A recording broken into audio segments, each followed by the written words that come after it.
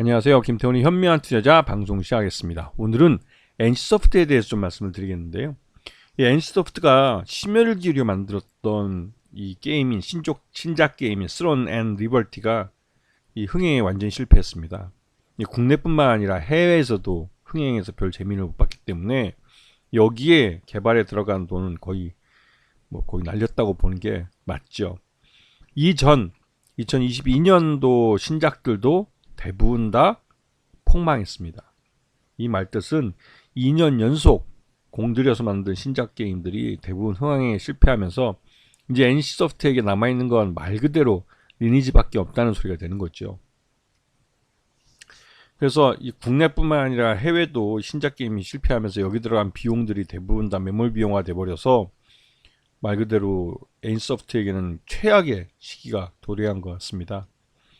지금 보시게 되면 이 NC소프트의 가장 큰 문제점은 과거 지금의 리니지, 그러니까 NC소프트가 있게 만들어준 리니지 게임들이 점점점 노후화되고 있고 그만큼 고객들도 이탈하는 고객이 점점 많아진다는 소리죠.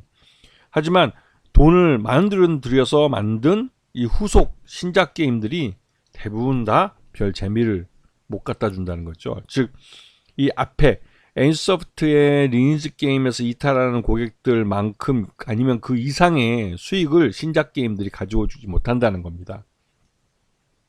보시게 되면 지난해 3분기까지의 비교지만 이 리니지 M이나 리니지 2M 또 리니지 W 같은 모바일 게임들 이쪽이 그래도 그나마 좀 선방을 해주는 거고 온라인 게임도 그렇고 별 재미를 못 주고 있습니다.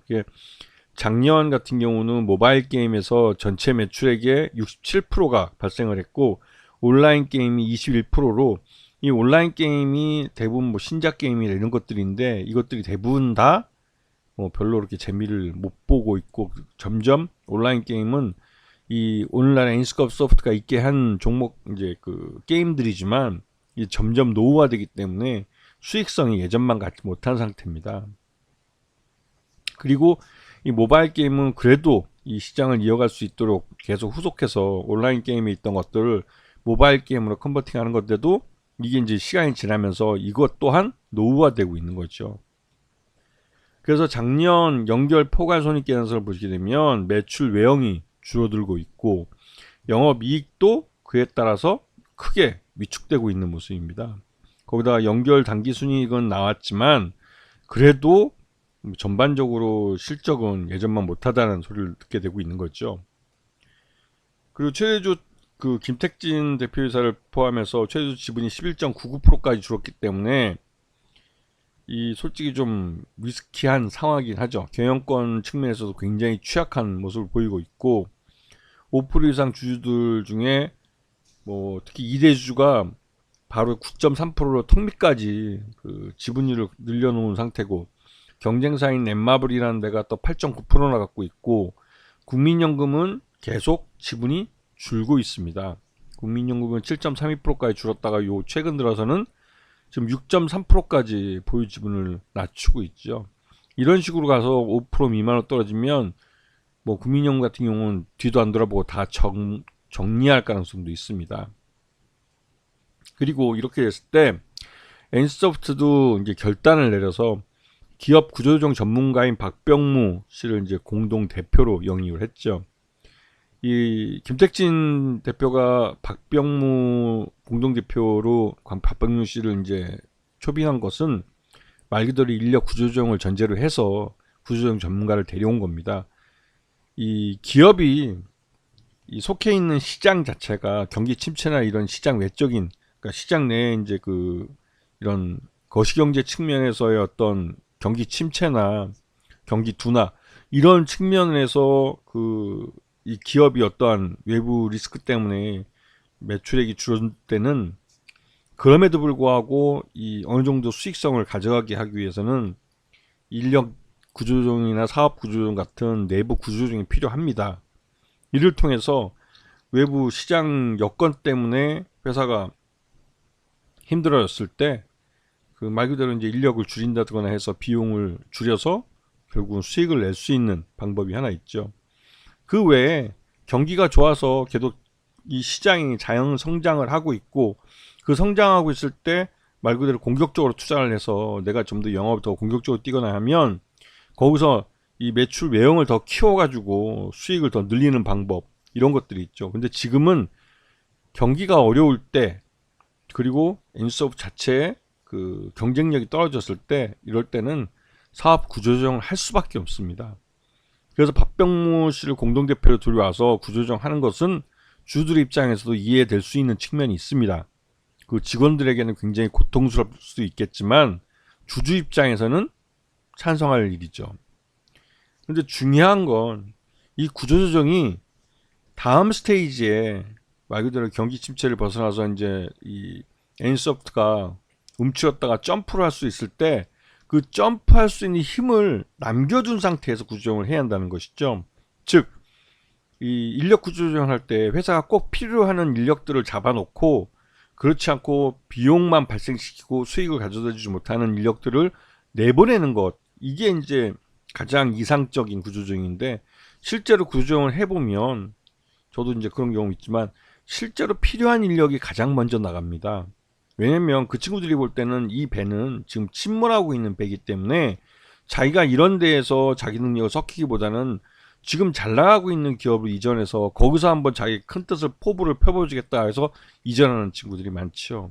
그래서 이 인력 구조조정을 할 때 가장 먼저 떠나는 건 능력 있고 그 업계에서 인정을 받는 친구들이 먼저 떠납니다. 근데 그런 친구들이 다 떠나고 나면 마지막에 남아있는 건 말 그대로 처음부터 인력 구조조정을 통해서 내보내려고 했던 직원들이 남아있기 때문에 그런 기업은 더더욱 경쟁력을 잃게 되는 겁니다.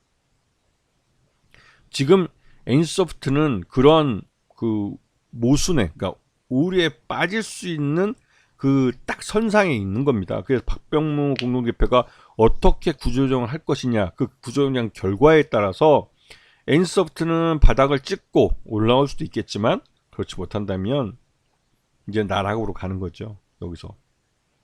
그리고 최대주 지분도 11%밖에 안 되기 때문에 이제는 마지막으로 한번 이 뭔가 좀 뭐랄까요, 한번 던져보는 거, 출사표 던져보는 것이고, 여기서 이제 실패하면 최대주도 회사를 팔고 나갈 수도 있겠죠.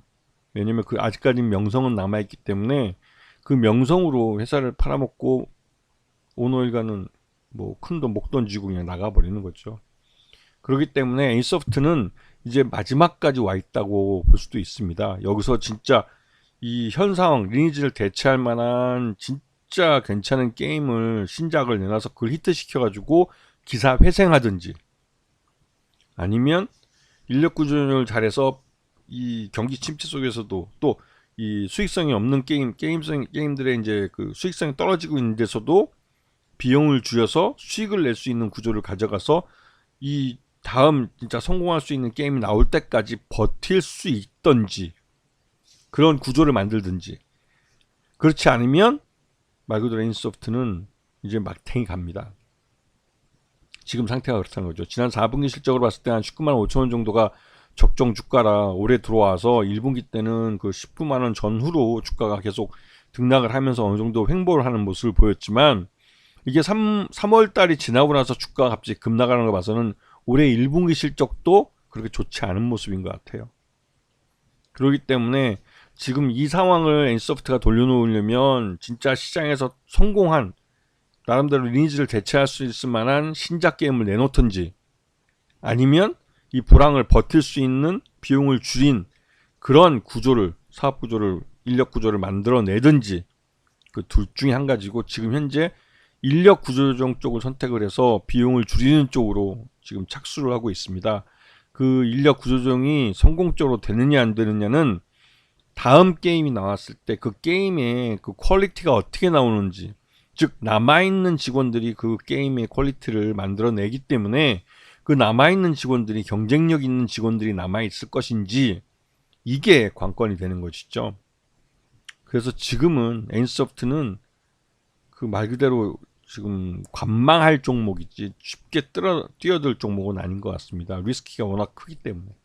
그렇기 때문에 엔소프트에 대해서는 좀 더 두고 봐야 된다고, 예전부터 이제 게임이 노화됐기 때문에 이 회사는 좀 어려울 수도 있다라고 계속 여러 번 방송을 해드렸는데, 최근에 나온 걸 봐도 역시나 여전히 그 부정적인 모습이 좀 많은 것 같습니다.